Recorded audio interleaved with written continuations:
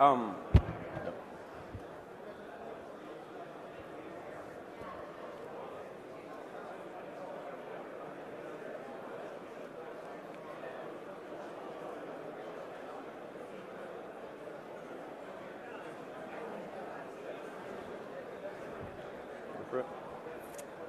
All right.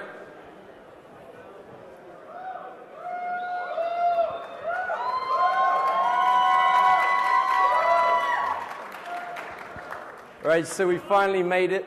I want to give a big thanks to my mate Alex, who flew over from Europe. He road tripped the ATMs with me in an Escalade from San Jose to here. The whole time I'm thinking, please don't get pulled over, please don't get pulled over.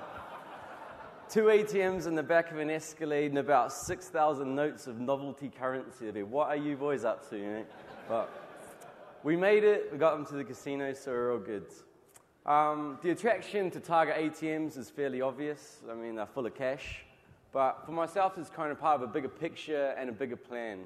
And that's to explore systems that, when compromised, have direct and immediate consequences.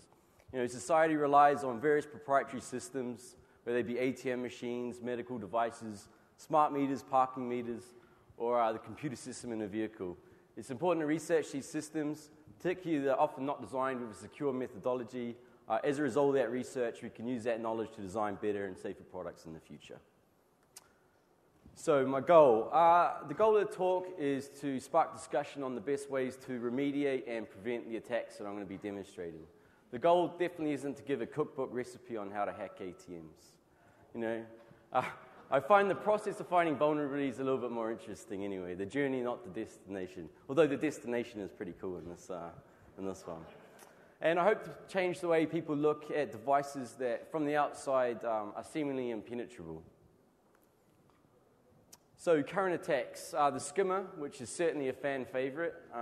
Small overlay that slides over the card slot and the pin pads, manufactured to blend seamlessly with whatever particular ATM it's manufactured for, designed to both capture the track data on the cards as well as the pin numbers.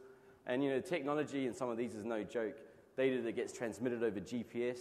Some even have tamper protection. They wipe themselves when find out and send the remaining data back to the attacker. Physical theft and ram raids. You may have all seen those YouTube videos where a couple of good old boys hurl through the front window of a store, attach the chain to an ATM and the other end to their pickup truck and take off with it. Not the most subtle of attacks, but that's ninja status compared to some of the other ones. And we have card trapping and card snooping. Card trapping where someone will insert a small shim, commonly known as the Lebanese loop, into a slot, traps the card, and they're designed in such a way that when the card's read, it'll be read but won't be returned to you. Often combined with shoulder surfing to get your PIN, or they'll get your PIN in ways that may not be quite as friendly. Then safe cutting and frontal attacks, basically going at the ATM with a pair of pliers and a blowtorch. Explosives, which is surprisingly popular, which I find a bit odd. The attack is literally tying a bunch of explosives to an ATM and blowing the crap out of it. Now, you'd think blowing up an ATM would be somewhat counterproductive, but this is big in Australia, so go figure. Sorry, Australians. And and data breaches, hacking the back end, so hacking the bank processor, harvesting the card data. An example of this would have been the compromise of the Royal Bank of Scotland WillPay backend. Certainly the safest and was the most technically sophisticated attack that I've seen. I think about 9 million was stolen during that attack. And then I guess we have miscellaneous, other. So there would have been the default passcode attack from a couple of years back, where if the operator password was left unchanged on the machines, you could reprogram the ATM to think there was a lower denomination in the machine than there actually was. So, you know, you could program to think it's full of $5 notes when it's really full of 20s. And I'll be adding some more to the other category, practical attacks, which in my opinion blow John Connor's one right out of the water. So I've picked standalone ATMs, and there's a few reasons for that. First off, they're pretty easy to get a hold of. You know, you jump online, and like anything on the internet, you just add to cart. Getting the ATMs delivered to your house, though, is actually quite interesting. I had the ATM delivery guy literally wheel in one of the ATMs, and he came in and he's like, "What on earth do you need an ATM in your house for?" And And I was feeling a little bit cheeky at the time, so I just looked at them like, oh, I don't like the transaction fees, mate.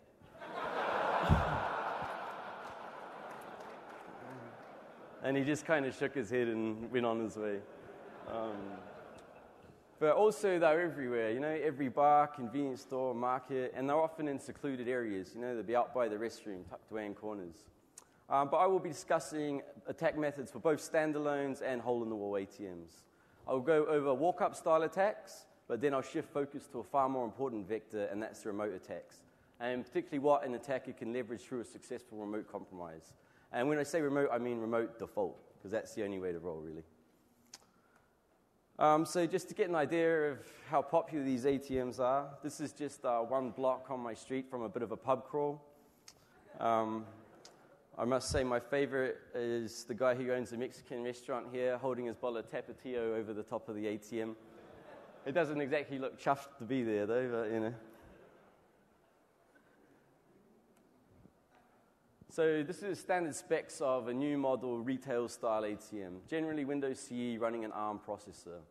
New models support both TCP/IP and dial-up by default, optional wireless. When I say wireless, I mean CDMA, not 802.11, because so no drive-by ATM attacks, unfortunately. Thought it would be kind of cool to ride by and just have ATMs spit out cash. Although maybe the Grug could possibly do something with this. SSL support and a triple-DES encrypted pin pad. So the pin pad performs all the encryption within the device itself, has anti-tampering mechanisms, and I may talk a bit more about that beast a little later. So this is a typical ATM internals, a bit hard to see, but there's a receipt printer over to the right, a card reader, and there's a serial interface that leads down to the safe, which is wired to the dispenser. And there's various motherboard inputs, multiple USB, SD cards, the network connection, and some debugging ports. On this one, there's actually a cover in there that's protecting the circuit board. I simply just removed it for photo purposes, but I guarantee both of these ATMs are completely untouched and completely unmodified. Now, funnily enough, all the ways that an ATM talk could possibly be disrupted, it was actually almost my cat who took it down for me. I had a USB keyboard plugged in, and he was chasing a moth or something, and he ripped out the USB port and then pulled out the processor plug-in at the same time. But luckily, the only damage was the USB plug that was easily soldered back in. But anyway, bad kitty. So in my opinion, a presentation shouldn't really be a full-blown technical tutorial. So I'll be following up later with a white paper that goes into more technical details. But rather than digging deep into the ins and outs of C internals, I thought I'd sum up the security hurdles I faced with this quote. We were concerned about protection, but not about security. We weren't trying to design an airtight system like Windows NT. And this was from Thomas Fenwick, who was the creator of the Windows CE kernel. And this quote came from a book called Inside Windows CE, which is interviews with the core developers of CE. And it's an interesting read on the design approach that was taken, but essentially there were not many roadblocks. There'll be the technical information, I think, lends itself better to a white paper, which I'll be following up with.